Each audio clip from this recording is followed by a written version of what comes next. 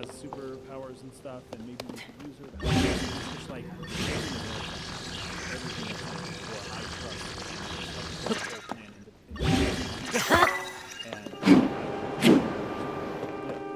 at the same time, maybe have this conversation where she isn't there. Where she's not in the room. Yeah, because even if it's like, oh, I don't trust her, she might turn on us. It's like, yeah. Also, she's right there, so if she's gonna turn on you, she might do it right now. So just like play cool, and then have this discussion somewhere else later. Right. And then when she's not present, and then maybe you could have to listen to it. But at a point where she's not present, then say, oh, this is crazy. Why would we risk our whole operation that's already under so much fire, and change the whole thing right now? Yeah. I mean, that maybe would have been better. If she had wiped out 50 Imperial soldiers in mere minutes, what do you think she's going to do to us? Right. If she's just pretending to be brainwashed, or if she's... But the idea is that she's right there. If she's going to kill you, she'd do it. Right. She would be doing it right now. But at the same time, I don't mind at all his suspicion. Right. Like, this is very realistic. This makes perfect sense. And Locke also, for his own personal reasons that we'll discuss later, also being kind of the only one who's like really empathetic towards her. Right. It all just makes sense. Like my point is that the character motivation makes sense, even if you want to be upset that Banon's being so blunt. Sure. It works, and it works for the story, I think. Yeah, and I'm actually really interested to see what you read out of this next line, because it's almost like a hint at some kind of mythology of this world. Pandora's box? Yeah, Pandora's box thing. Yeah. So he says, perhaps you've heard this story before. Once when people were still pure and Pandora's box is very similar to that, yeah. There was a box they were told never to open, but someone went and opened it anyway, unleashing all the evils of the world: pride, envy, greed, wrath. The only thing that remained in the box was a single ray of hope, or a single ray of light, which was hope. So this is the story of Pandora's box, straight from Greek mythology. Some stories don't include the hope part. Right. Some retellings of the story is like she screwed it up. But then other retellings of the story have included that, yeah, but there also was hope at the very beginning. But this is very much garden as well. And of course, maybe this could just be how ancient times were. But in both instances, it was a woman, right, who was responsible for either whether it's the fruit or the box or whatever it is. Now we have Terra, and it's like, well, he's just drawing these parallels where maybe he shouldn't, but he, when you don't have enough information, you go on the little information you have, which is, well, she could cause us some severe harm. I really liked that retelling, and I thought it was fascinating that in Final Fantasy they basically tell the story directly from Greek mythology, referencing this. I don't know. I usually they make up. And in this one, they literally took it.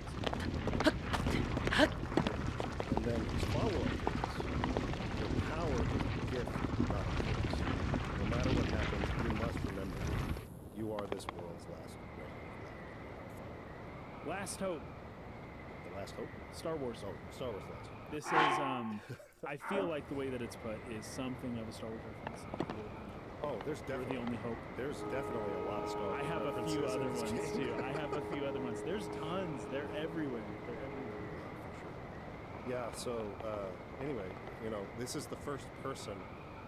Even though he was all harsh, kind of at first, and scaring her a little bit, right? Being a bit gruff and condescending maybe a little bit about it. He softens up quite a bit at the end there, and he's the first person to reference her power as not being a curse, but something good. I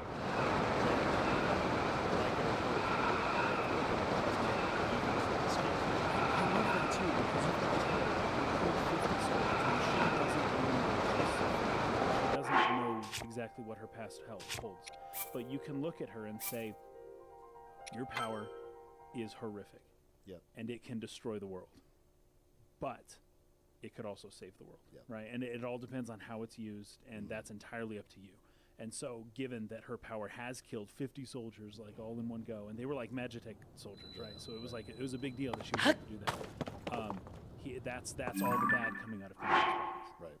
But then he's saying, hey, just reach all the way down and grab the good, right? Now he's got to be very trusting of her in order to do that. But it sounds like, and especially as the Gastonian Empire closes in on their little hideout, he doesn't have a ton of options, right? And I get the suspicion, but at the same time,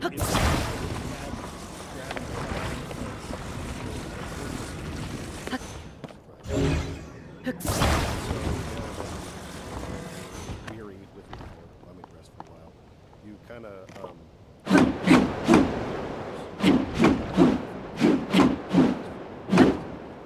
it says the Empire stole something and I've hated it ever since. If no one stands up, more people will be left behind. She says, but there's no one important in my life. And I like his response. That's not true. I had no remembering. Yeah. And he says, besides, I'm sure there are people out there who feel you're important. Remember, right? Like, you feel alone, but like that's not necessarily true. That's not the case. Those people are counting on you too. So I really liked that. He sort of is acting as this character for her. Like I said earlier, she's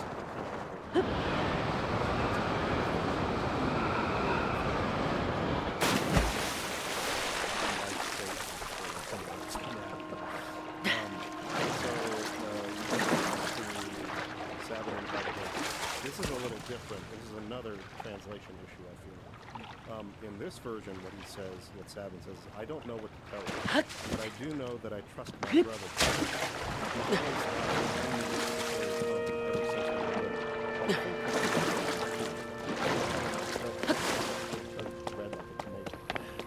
Whereas in the other version, he says, don't you dare tell him I said that, almost in like a, I don't want my brother to think I like him too much kind of way. Totally changed the context of like, don't tell him I said that because I can't let my brother know I love him. But here it's like, he's almost thinking more of his embarrassment. And he's like, he always cared for me. It softens it a lot. It shows that he's always for me, and also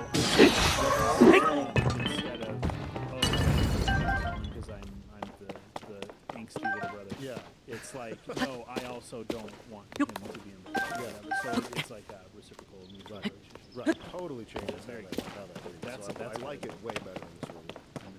And then if you talk to Edgar, he says it's not easy asking someone to do it. And if we force our ideas on you, we're no different. So we want you to decide for yourself. And this is where you can then go talk to Ben. He's kind of outside the front of the hideout. And you can tell him no or yes. And you have to say no 3 times to really say no. So he basically says, have you made your decision? Will you become our last ray of hope? And if you say no, he'll say, I see.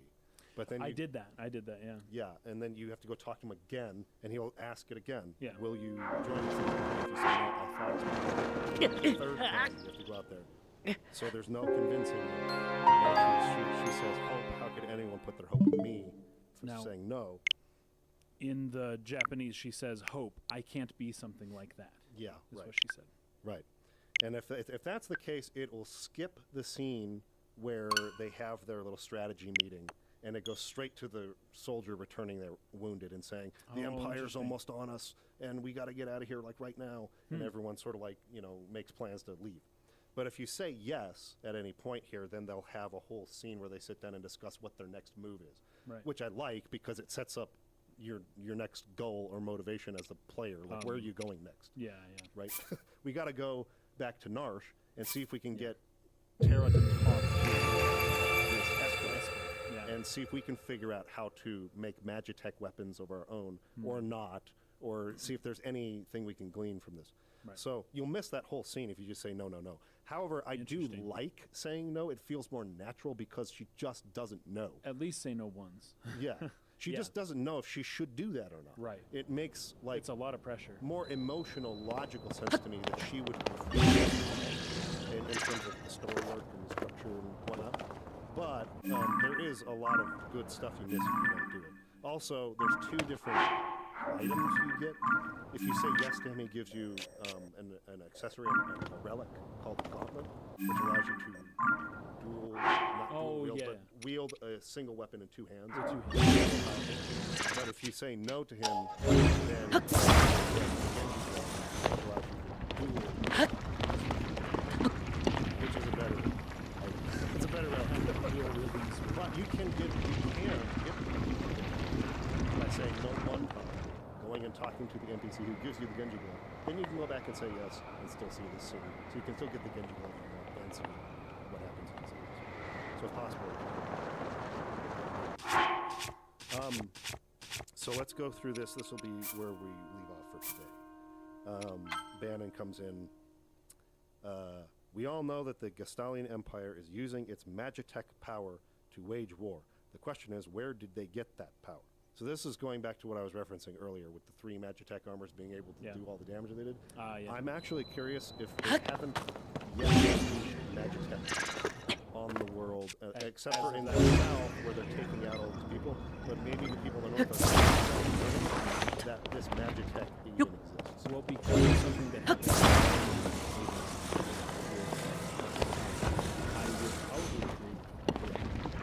I think the Empire is just now unleashing these Magitech armor, these machines infused with magic for the first time. And these people in the northern parts of the world are just learning about this. And that's what they're discussing here. So I think that's why Narsh was taken by such surprise there, because they probably had no clue what those machines were. Which would make sense why it's just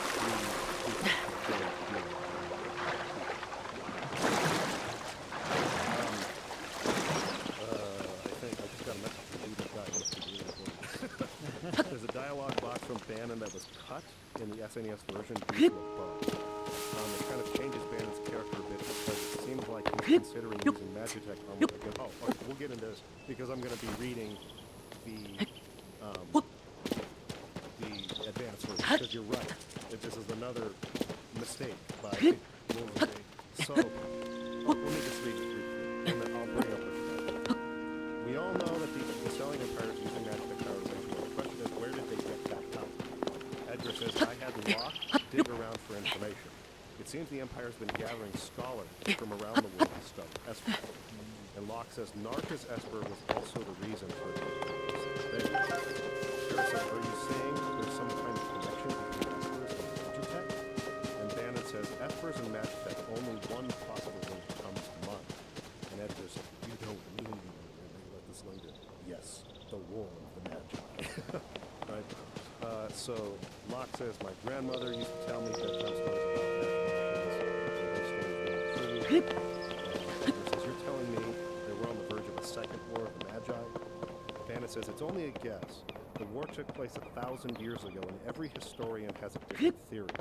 But one theory says that energy drained from Espers was used to power machines, and that ordinary humans were also infused with that same energy. So this is the first time where this idea of Espers being drained of their magic, and that magic being infused into machines and people, is a concept that they're introducing here, and that was part of the reason for the tragedy of 4,000 years ago. So Tara says, so that's what Magitech power is. And Edgar says, if we're going to fight Magitech enemies, we need Magitech weapons of our own. This is what Duke McGuy's bringing up. They added this line back in here, where Bannon says, no, that would bring about another War of the Magi. So he's against the use of Magitech weapons. In the original SNES, it can be read or come across like he's on board with the idea when he's really not at all. Very interesting. So Edgar's like, well, then what do you propose? And Bannon says, I was wondering if we might not be able to have a chat with an Esper. And Edgar's like, an Esper, and Bannon says, it's risky, but that Esper reacted to Terra before. If we could get it to react to her again, we just might be able to wake it up. And Edgar says, you really think that would work? He says, I can't say for sure, but I believe it's our best shot. Of course, we can't do anything without Terra's help. So again, are you willing to do this? And I love this. They're really emphasizing that they are giving her a choice. Yes. They are not forcing her to do anything. If she says no, they're going to do a different plan. Like the ends would not justify the means. Even if they really believe in this plan, they aren't going to. They will all perish rather than force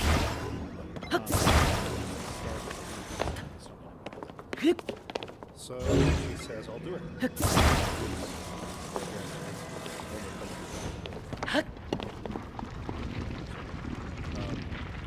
then at this point, basically, what was that noise? And then a soldier comes in. The Empire's on tails. They know where we're at. They're coming right now. And they took South Figaro. Yep. So Edgar sends Locke back to South Figaro to mess with them, use his special skills of infiltration to slow them down. One of the best parts of the game. I can't wait to talk about it next week. I love it. It's so good. And so this is where the scenario splits into three. So we have Bannon, Terra, Edgar, and Sabin who kind of take off on a raft down the river, while Locke goes to try to slow down the Empire in South Figaro. I call this the breaking of the Fellowship. The breaking of the Fellowship. Yes. The Fellowship is broken, but not if they hold true to each other. So, anyways, on the raft, Sabin, this scene is so absolutely funny. Yep. So you fight this like tentacle monster octopus. Ultros. Yes. Dude, I freaking love And Ultros. you kill Ultros. Well, you don't kill him. The question is he dead? And it's I'm gonna give him a blitz. Dude, just wait. And everyone's like, dude, don't do this. Like, let's just go. And he's like, no, man. And he jumps into the water. And he's gonna do some underwater blitz. I don't know what he's gonna do. Anyways, he gets jacked. It doesn't work out. But Bannon is hilarious because Terra and who was it, Edgar, are like really concerned about him. They're like, oh my gosh, is he gonna die? And Bannon's like, he'll be fine. He does this all the time. He's fine. He'll come plopping down onto the raft any minute now. Well, and I love how like they show like a sprite of Sabin with his eyes closed, like he's unconscious, like floating down the river. There's like Sabin, and Bannon is so fun. Oh my gosh. Yeah, he's like, good. He's all good. There's a way that this scene could have been just this very tragic thing. But the way they portrayed it, the way they went about it is so absolutely hilarious. It is so funny. Really funny. And then from that point the raft splits and goes left, and then Sabin goes right, and you're not able to see him again. So the Fellowship is broken at this point. They all leave. They're gonna try to regroup at some other point, but Sabin is gonna go to who knows where. Edgar, Terra, and Bannon are headed to Narsh. And then Locke is going to South Figaro. And then after he finishes his work there, he'll rejoin with them. The idea is that they're all going to meet up in Narsh so Terra can get into those caves. Get into the caves, try to talk to the Esper, see what they can learn. So that's kind of the next major goal for our characters. But Sabin's going to take a long ride. So we will get into those scenarios next time, and I'm actually going to right now look up to a new place for us to play to. Okay. Well, while you're doing that, while you're doing that, maybe just like bring the Actually, no, because we should be able to get to the three scenarios. I think we should. Oh, let's go. Let's go. Dude McGuy mentioned, wants to make clear that the bug that made it so that Bannon's line was removed is just not Ted Williams. It wasn't his fault that Bannon was removed. It was for some weird reason they weren't able to make it work. That whole line had to be deleted because it messed with some stuff. So next time, play up through the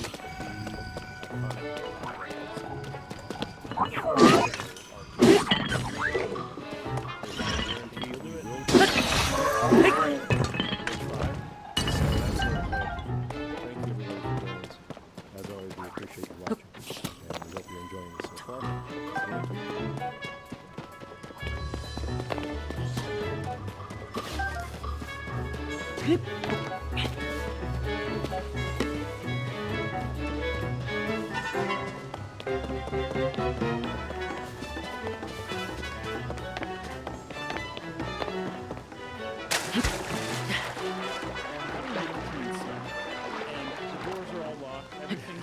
And I'm expecting something like, "You cannot stop this train. It is the souls of those who've departed. You cannot escape death." But instead he's like,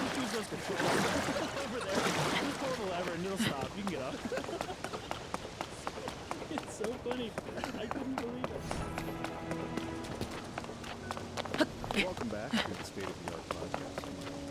My name's Jason.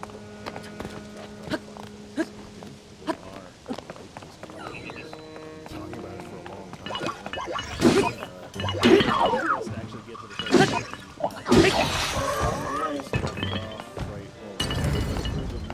River section where you fight Ultros at the end of that, but I didn't know we kind of went a little quick with the other Yeah, I did just when the when the Gastonian soldiers like infiltrate the cave and the attack is about to happen. You're supposed to escape them. You can go around and talk to some of the turners, and there's this one guy who's laying in bed, and he might have been the guy who's but basically he's like yeah. but Yes. it's like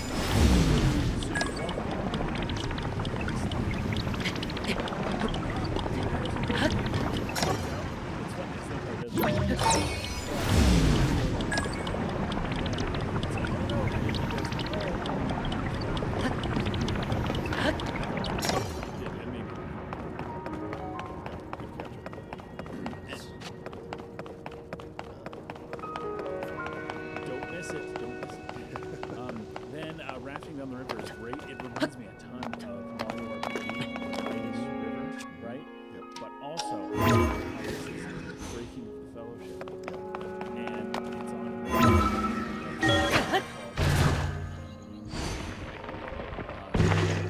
there's actually another Lord of the Rings reference. I hope we get to it a little bit later on, but I'll definitely bring it up.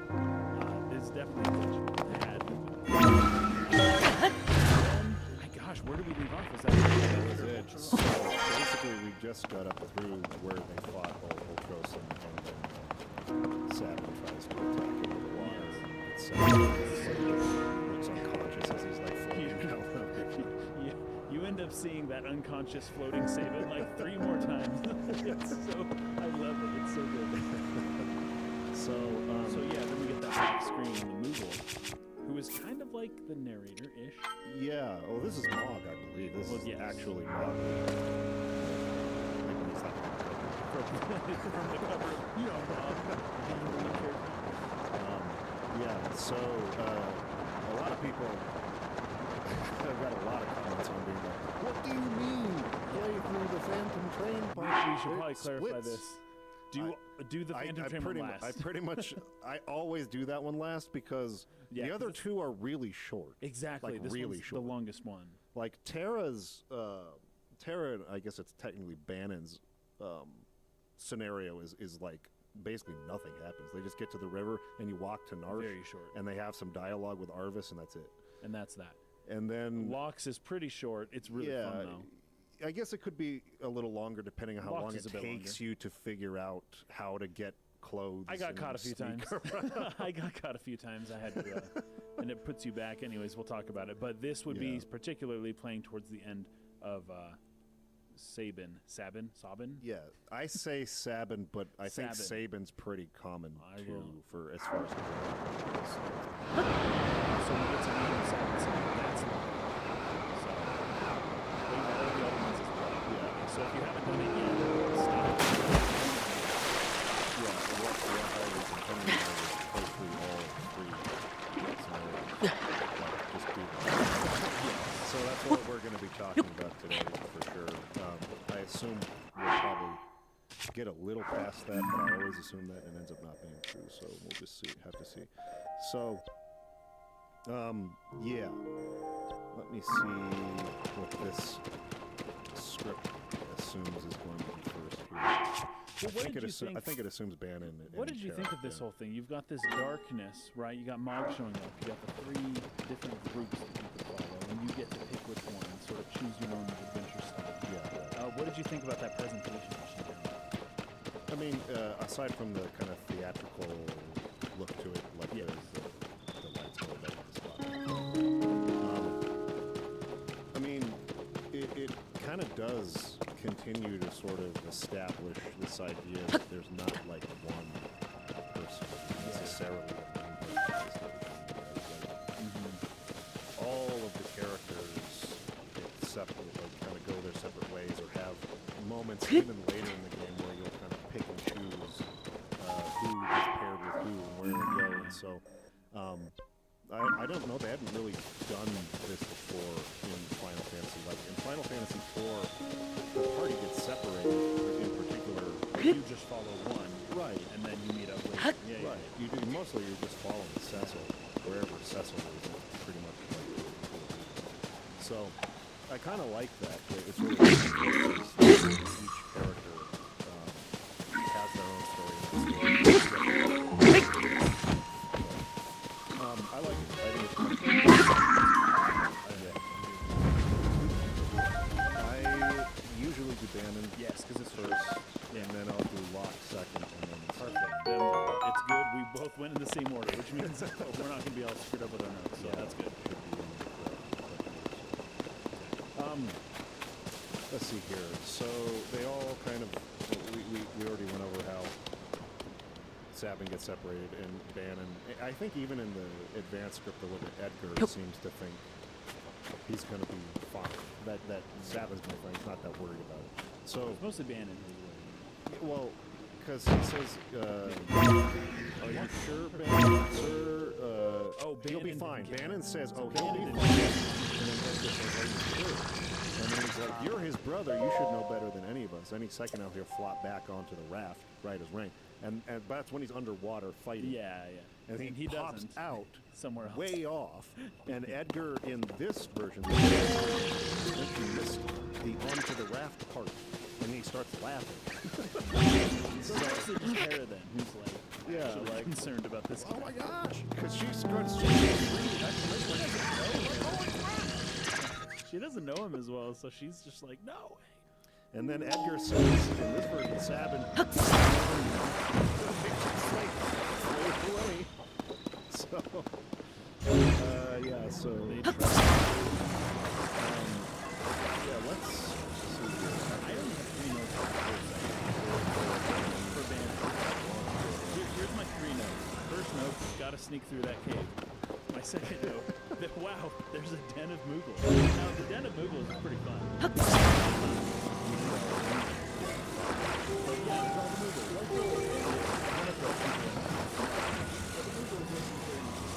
They help us. And then this very last line. So, let's figure this out. Who is the old man? Hera stated. Yeah.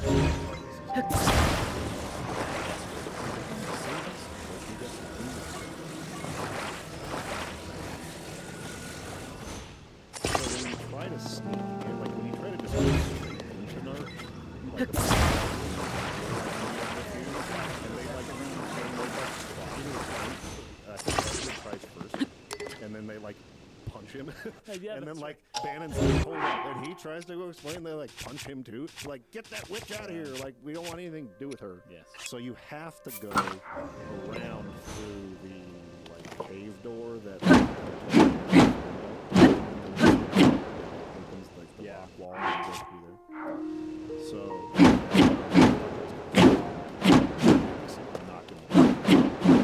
So Arvis says, "Bang."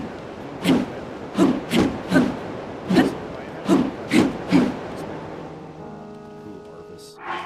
Oh, right, yeah. And how, I don't know, maybe he had worked for the Empire before. He seemed to know about slave crowns. I think we get a little bit more context for him in this scene. He seems to, I feel a little bit more like he's probably natively from Narsh now.